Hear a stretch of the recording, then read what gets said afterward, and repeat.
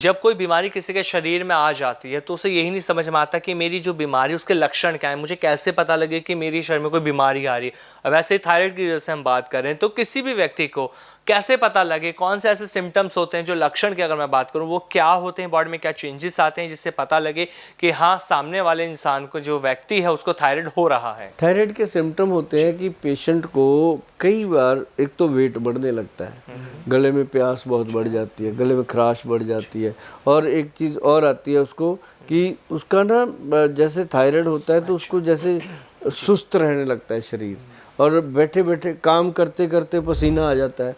अच्छा, कई बार ऐसा होता है लेडीज़ खाना बना रही हैं, बनाते बनाते खाना छोड़ के जाके लेट गई, बिल्कुल कुछ टाइम लेटे, फिर रिलैक्स हुआ, फिर आके लग गए, पता नहीं चलता क्या हो गया।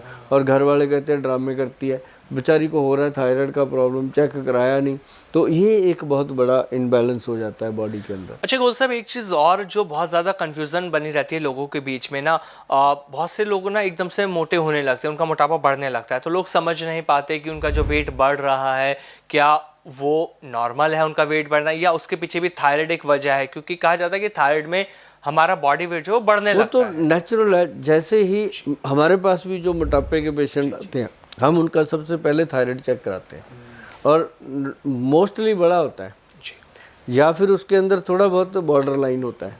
तो वो अगर उनको लगता है कि मेरा थायराइड के कारण, अब कई लोगों का मोटापा कम होने लगता है, सूखने लगते हैं लोग, लेकिन अक्सर लोग वो आते हैं जिनका मोटापा बढ़ जाता है, उनको कुछ भी चेक कराने की ज़रूरत नहीं है, थायराइड का लेवल चेक कराएं।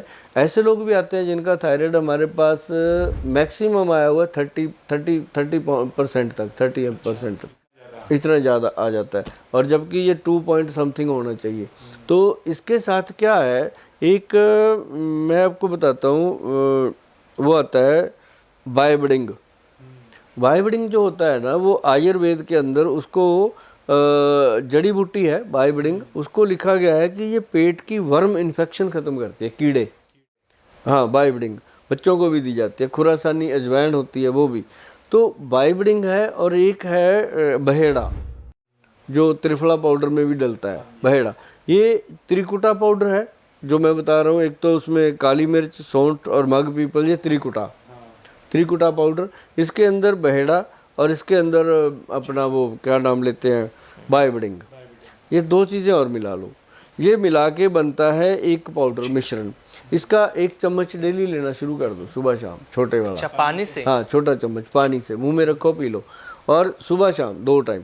और लेना भोजन के बाद है, इसको भोजन के आधे पौने घंटे बाद, सुबह भी रात को भी। तो लेने के बाद आप देखेंगे दिनों में वेट रिड्यूस हो रहा है, जो कपड़े इतने टाइट थे वो लूज़ हो रहे हैं।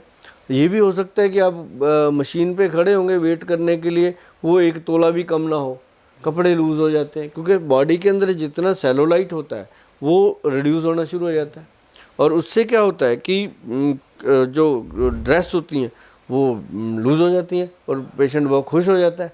तो उसके बाद इसको रेगुलर करता है, फिर वो जब उसको फ़ायदा मिलता है फिर रेगुलर करता है, और उसको फिर जब बेनिफिट मिलते हैं तो 3 या 6 महीने के अंदर अंदर वो थायराइड चेक कराता है, नॉर्मल आ जाता है। ये ऐसी चीज़ें हैं जनाब, छोटी छोटी चीज़ें हैं, आपकी रसोई में पड़ी हैं, कहीं नहीं जाना। बिल्कुल गोयल साहब, अब बात करते हैं 5वें नुस्खे के बारे में। 5वां नुस्खा मैं आपसे जानना चाहता हूँ कि वो कौन सा है जिसे कर ये थायराइड की बीमारी ठीक हो सके। वो है गट हेल्थ को ठीक करने का।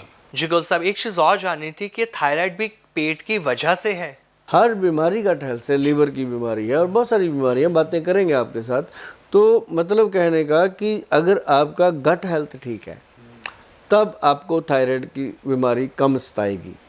और दूसरी बात मैं आपको बता दूं, गट हेल्थ के अंदर आपको सैलड, इसमें नुस्खा नहीं, इसमें डाइट स्टाइल अपना ठीक करना होगा।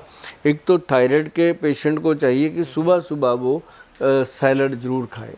सैलड के अंदर प्याज होना चाहिए, और उसके अंदर खीरा होना चाहिए, और उसके अंदर मूली, गाजर, चुकंदर, कोई भी सैलड की चीज़ वो सुबह सुबह खा सकते। उसके बाद आधे घंटा रुक के फिर खाए वो फ्रूट, जो मर्जी उसका मन करता है फ्रूट खाए। और उसके लिए सीताफल जो होता है बहुत इफ़ेक्टिव होता है, सीताफल बहुत फ़ायदेमंद होता है, और वो भगवान ने उसकी शक्ल वैसे भी थायराइड ग्लैंड जैसी बनाई है, उसी तरह से आता है। तो भगवान बड़ी कमाल की चीज़ें बना दी उसने। अखरोट को खोलो दिमाग के जैसा बनाया, बादाम को खोलो आँखों के जैसा बटन बना दिया। मतलब हर चीज़ उसने ऐसे बना के दी कि किस चीज़ का कहाँ फ़ायदा होता है। तो उसके बाद मैं आपको बता रहा था कि लाइफस्टाइल में उसको डाइट में सेट करना होगा। डाइट में मैक्सिमम काली मिर्च का सेवन करें, लाल मिर्च बंद कर दें और हरी मिर्च खा सकते हैं। और भोजन जो है उसके अंदर कई लोग ऐसा करते हैं कि जब थायराइड होता है तो रोटी को मिक्स कर देते हैं, आटे को मिक्स कर देते हैं, या और बहुत सारी धारणाएं बना लेते हैं। उसमें कभी चेंज नहीं करना चाहिए। हाँ, ये ज़रूर है कि थायराइड का पेशेंट चावल और रोटी एक साथ ना खाए।